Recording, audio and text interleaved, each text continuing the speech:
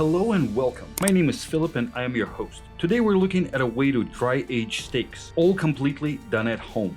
We will prep them, watch them age, and then cook them for comparison with an unaged version.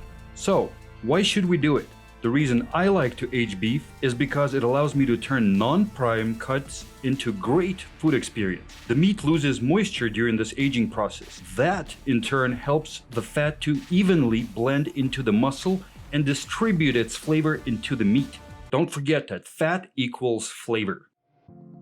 The aging time allows for the meat marbling to bond with the sinew, which makes the connections tighter. The size shrinks and the weight loss of about 30 to 40% is expected, but the flavor gets amplified, making up for the perceived loss. Aging prime beef is not as rewarding as turning an average piece of meat into something amazing. I will not blame you for aging the finest cut of meat you can find. It will only get better, but you will see the most benefit when you're aging sub-prime cuts. For this process, I'm using a USDA Choice Angus Ribeye in combination with Umai Dry Bags. Umai Dry Bags are visually similar to the regular freezer bags, but they are different in that they are not completely airtight. They are designed as a membrane, which still allows the air to circulate and moisture to escape. The regular plastic bags would keep all of the moisture inside, causing the meat to rot over time.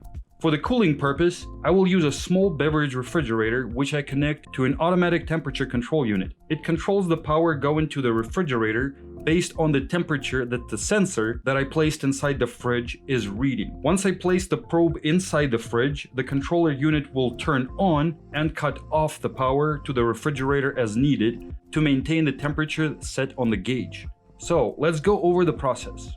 Make sure to clean the outside of the packaging really well before placing it on a cutting surface and touching the meat inside. Also, make sure to use gloves to minimize the amount of bacteria that can get introduced to the meat prior to getting it sealed for a month and a half. Here I make a rough estimate of how big of a piece I can fit into the fridge and how much I will be able to set aside for steaks in its original form. For the purpose of this video, I will keep a third of the original cut of the meat as is and will freeze it. After 45 days of aging, I will thaw it out for a side-by-side comparison. Cut open the ribeye and cut off the piece to be aged.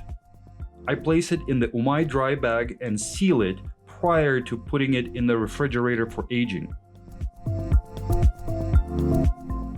I use the regular food vacuum sealer, which I would use to package any other food in the vacuum bags for storage. But, unlike the regular freezer bags, which have a rough surface, Umai Dry is handled a little differently.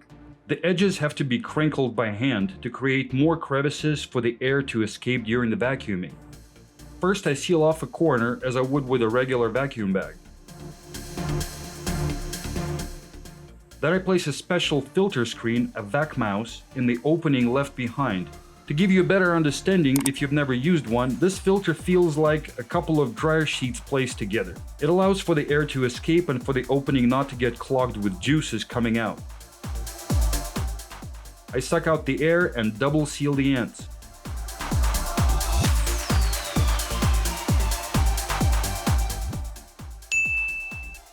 After the bag is fully sealed, I'm tying it up with a twine so I could suspend it in a fridge. This way the meat will get as much of an airflow as possible.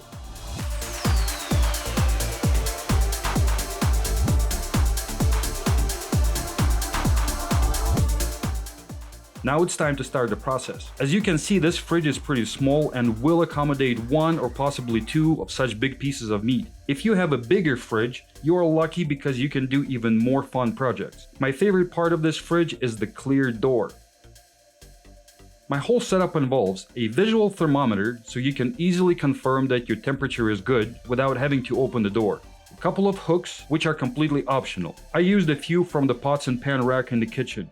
A temperature controller probe, and a USB fan to provide constant air movement inside the box. I set the temperature on the controller unit to 35-36 degrees Fahrenheit, and my thermometer inside the fridge confirms my setting. In the beginning, I want to have the best possible adhesion of the bag to the surface of the meat from all sides, so I hang up the piece of the meat so it is suspended and allows airflow from all sides. After a few days, I will take it off the hooks and will place it on the shelf. Let's close this up and come back for a week checkup in 7 days. Now that the aging piece is in the fridge, let's move on to the rest of the steak. I cut up the fresh ribeye into individual steaks and freeze them until we're ready to do the comparison. This time I'm using regular vacuum bags.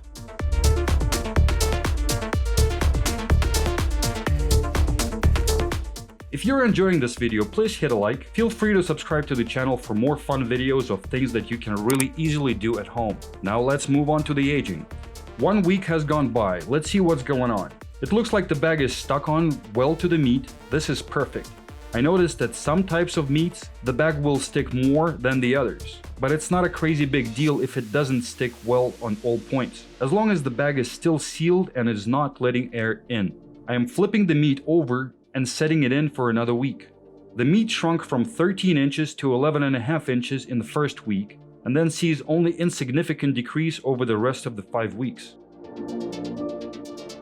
Week 2 checkup, doing the weekly temp and the meat check, following by a flip.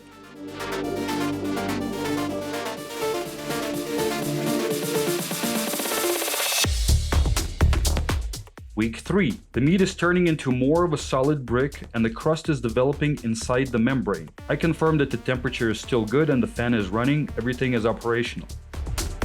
Week 4. Meat looks good. Some ice is building up on the back of the fridge, but that is to be expected due to the temperature being held at almost constant freezing.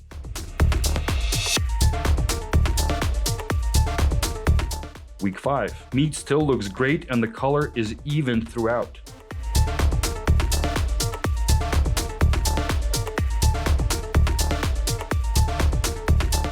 It has been 6 weeks since the ribeye went in for aging. Let's take it out and start comparing the before and after. I already thought out one of the original steaks that I cut off from this ribeye prior to aging. Let's see them side by side raw and then cook them.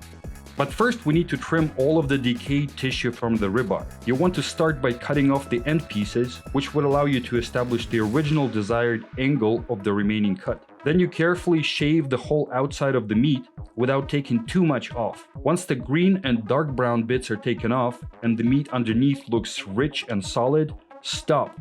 You don't need to go further. You already lost some bulk during aging.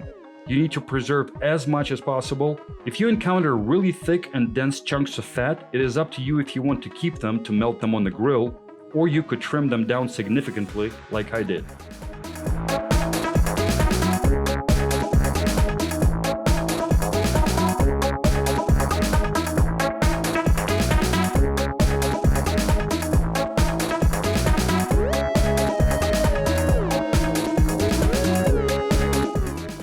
As we compare the two pieces of meat side by side, the original choice cut and the 45-day aged piece, you can right away see how much it shrunk and became richer in color.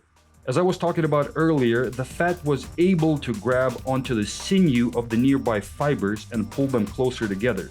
That results in a more dense and firm piece of meat. It is not as easy to pull apart like the non-aged one. Let's move on to the cooking and tasting portion of the test. I will cook them on a propane grill so I can have it on an open fire. But if you have an option, I would strongly suggest pan-searing your dry-aged steaks. It allows for a more even crust to get developed on the outside to fully seal in the flavor. When I cook steak, I only use salt and pepper. And to accompany these steaks, I will grill off some romaine lettuce. I was introduced to this recipe and I fell in love with how simple and easy and delicious it is. You can eat it in any combination, but I will make it today with steak. All you do is cut it in half, apply some salt, pepper, and olive oil to the cut face, and that's it. It takes about 2 to 3 minutes to cook, just like a steak. When you place the steaks on the grill, next to them, place the romaine lettuce with the seasoned face down and close the lid. When you flip the steaks, also flip the lettuce and move the lettuce to the upper rack if you have one. And here's the final product. The dry-aged steak definitely tastes and looks a lot better. The non-aged ribeye is more on the chewy side. Just like when it was raw, it was very easy to pull and tug on. It is stretchy and chewy. Aged one is more of a melting experience. Instead of fighting with the tissue, it more easily dissolves. The dry-aged steaks can also get stored in the individual vacuum freezer bags, and they can wait for the next occasion, preferably with good wine. And we're done. This is the whole beef dry aging process in a nutshell. Go forth and experiment with other cuts of meat. It's a fun hobby that does not require a lot of investment and time to actually deal with it, but it does require patience and willingness to wait until the desired effect is achieved. Trust me, the result is worth it. If you have a fridge and a thermostat, now you have the tools to elevate your aging game. I will post a few links to the products I used in the description below. Let me know if you have any questions. I will answer them to the extent of my knowledge. Thanks a bunch! If you found this video useful, please give it a like. If you enjoyed the content that I provide, feel free to subscribe. Again, thanks for watching.